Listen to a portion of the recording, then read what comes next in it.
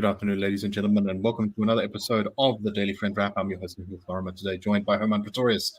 Let's get into the first news story today, and this is a press statement put out by Hermann Pretorius on behalf of the Institute of Health Relations, talking about the crucial choice that government now faces in terms of policy, particularly when it comes to upgrading the country's digital infrastructure, or at least allowing more space for the private sector to begin investing in uplifting the country's digital infrastructure.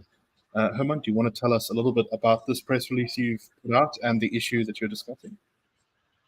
Yes, so Starlink, the well-known satellite broadband service provider, has for years been put off by ICASA's regulatory requirement that 30% of equity must be in the ownership of historically disadvantaged groups, essentially, BEE equity deals.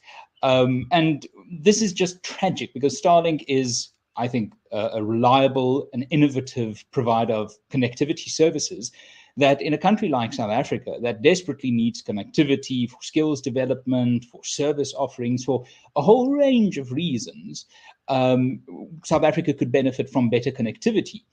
And the only reason why Starlink hasn't yet really been involved in the South African market space, despite Elon Musk repeatedly, as a former South African, expressing his will that this happens, has been this BEE barrier. So the Minister of Communications, Solly Malatsi of the DA, has said that he is looking for alternatives, and that's where the IRR's EED policy comes in, economic empowerment for the disadvantaged. And, boiled down to the essential focus of EED, it is about redefining what constructive, responsible corporate citizenship is. BEE defines constructive corporate citizenship as, are you helping Black people?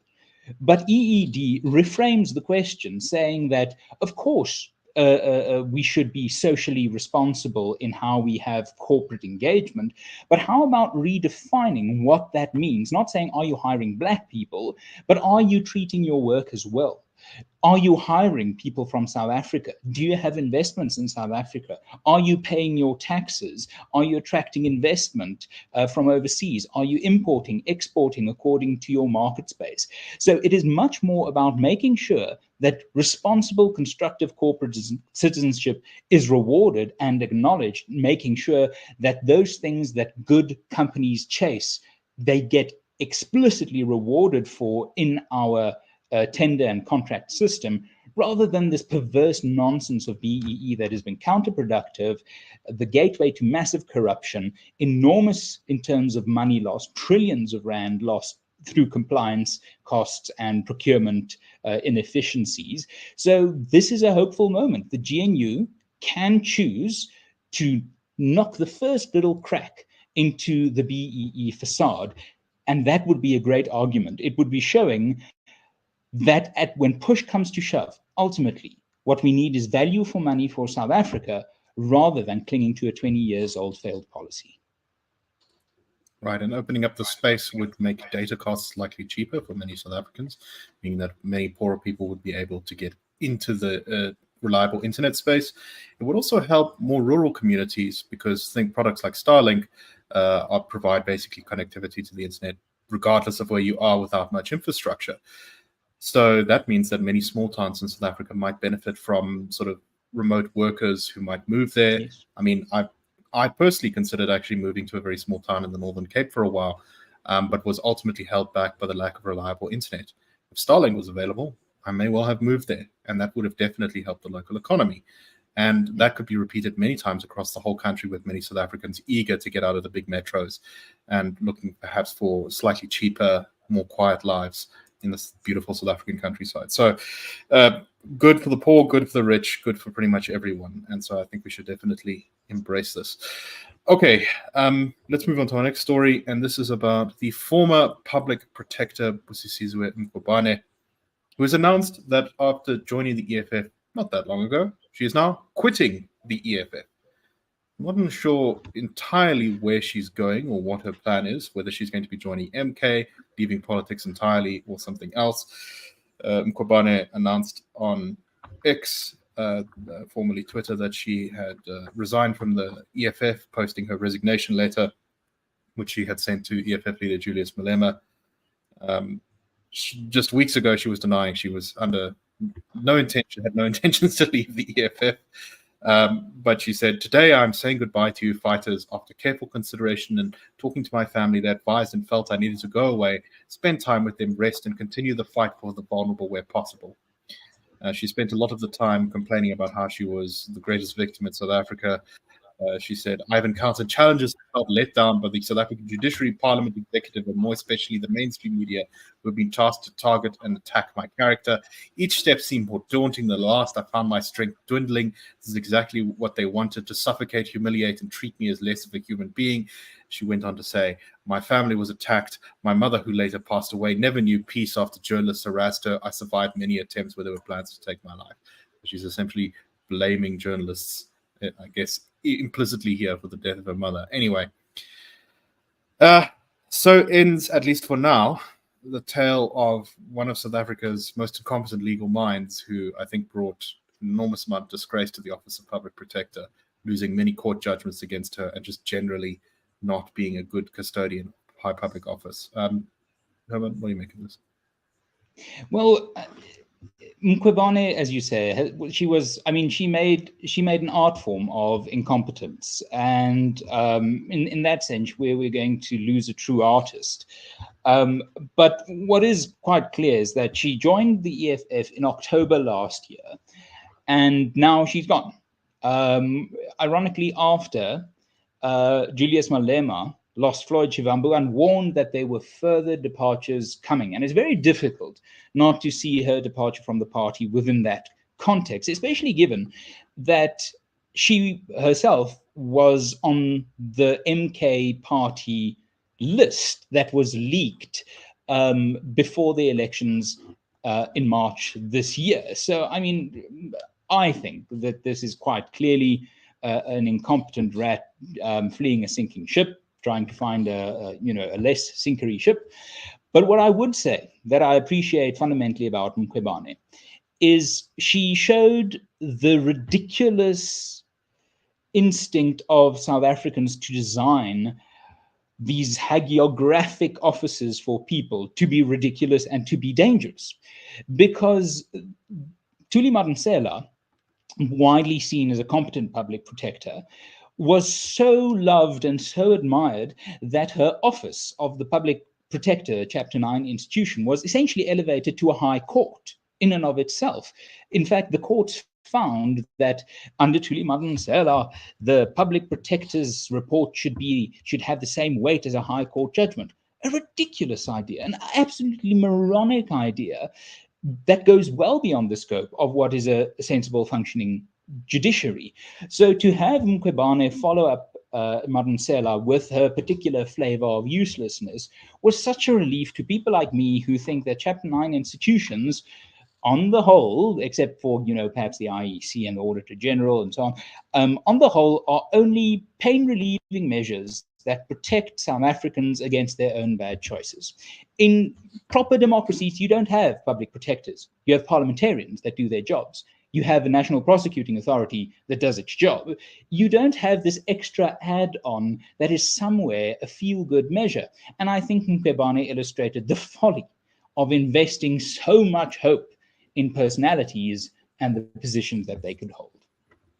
No, exactly. Investing far too much energy and trust in the public protector's office was, I think, a big mistake. And the consequences are that she has, I think, caused quite a bit of damage to the sort of seriousness of governance and that sort of thing while she was in office. And I agree with you completely. Trying to sort of get around the politics and kind of put on these extra systems, these extra layers. At the end of the day, democracy is the tool that can fix South Africa's problems. And if it is not utilized properly, South Africa is not going to fix its problems. Okay, let us move on to the last story. And this is that Minister of Public Works and Infrastructure, the DA's Dean McPherson, has attacked what he called the 30% extra procurement policy, which basically says that 30% of all infrastructure products spend is to be set aside to promote small, medium businesses, cooperatives, rural and township enterprises whenever government spends money. He says that this has effectively incentivized construction mafias to wreak havoc on critical public infrastructure products. This is quoting Dean McPherson. He says, "What government has done unknowingly is that they have monetized and incentivized the acts of criminality, violence, and murder that we've seen on these sites. This is to the detriment of the legitimacy of small and medium-sized black business that the regulation had aimed to bring into the construction space in the first place. In other words, this policy has been counterproductive." He went on to say, "If you're going to have stoppages and violence, it is a concern for investors. Both when I went to China and the UK, it was brought up repeatedly. It's a difficult problem because what it does is create uncertainty in government's ability to develop or deliver projects on time." What are your thoughts on this one, Hermann? I think that this issue has two legs. Firstly, there is the leg of incentives, and we'll get to that in a moment. But secondly, there's the leg of law and order. That these mafias get away, and there's construction mafias, there's taxi mafias, there's the water tanker mafias that sort of operate in water poor areas, making sure that infrastructure can't be developed so that they could keep on getting these deals to supply water tanks to these poor people who need water. These mafias can operate without any real repercussion of the law, because our police service seems just simply incapable of dealing with this type of nonsense. And I think the minister is quite right to trace it back to the incentives. And our first story looking at BEE and this story looking at these procurement criteria actually just illustrate the long-term detriment of a society that doesn't focus on value add, merit-based economic contributions. Usually, when you think, give small business a chance, I'm all in favor of it. But as a whole, big businesses reach big business status because they've been very good at something. Windows isn't a massive multinational company because it just happened to be there. It competed itself to that position. Now, whether it deserves that position or not is a different question, but the market gave it that power. And similarly, if you were to now ask a big building company with a lot of skills, with a lot of experience, with equipment and a whole range of options to bring to the table, and you compare that to a small business that is broadly in the same industry, without the size, without the equipment, without the legacy, without the knowledge, without the experience, but you're legislating that the less competent, less experienced, definitionally smaller entity will need to step into this project, that is putting a deliberate barrier to cost effectiveness in front of the South African taxpayer. Now, you might make the argument that there, where these things are built, the local industries there must benefit from the building. Yes, but it's not a shakedown, it's tax revenue. South Africans deserve value for money wherever the government money is being spent. And we can't necessarily see the benefits, but it's the good old, broken window thing. This is the sort of thing where we say, if we damage this, if we break this window, it will be economically valuable, because then the window pane maker needs to get paid for making the window. The person who puts in the window needs to be paid for that. And you kind of invent all these little jobs from the broken window. But you don't see the money going to the broken window that would have gone elsewhere, that would have supported the tailor or the shoemaker or the teacher or the church. So this idea that you can legislate value out of the supply chain that is value-based is what causes these malincentives. It is what causes BEE to be such a destructive thing, because we're not rewarding black business, we're rewarding connected business, whether they're black or not. And with this SME thing, we're not rewarding local businesses, we're rewarding mafias, because we are making, through law, it impossible for the people best suited to the job to do the job. Now, let's introduce competition, let's introduce transparency, let's make the market mechanism of competition drive prices down so that your smaller entities can compete. But to just fabricate these entry points for small economic role players where they really shouldn't be involved in is begging for the type of mafia-based disruption that we are seeing now. If we want to fix this whole problem, we need to get back to a place where law and order means something, but also we have to make the ability to do a job the core function of the process in finding someone to do that job. Very well said. Okay, thank you very much for watching today. We hope you found the show interesting, and we will be back tomorrow with the Daily Friend Wrap. That's a wrap. The Daily Friend Show and the Daily Friend are a project of the Institute of Race Relations, the IRR. The IRR is a think tank which was founded in 1929 to study race relations in South Africa and works to change government policy to improve race relations through non-racialism and to ensure the prosperity of all South Africans. If you like our work and would like to support us, please go to irr.org.za and click Support the IRR. Or you can go to thedailyfriend.co.za and click the Fund Us button.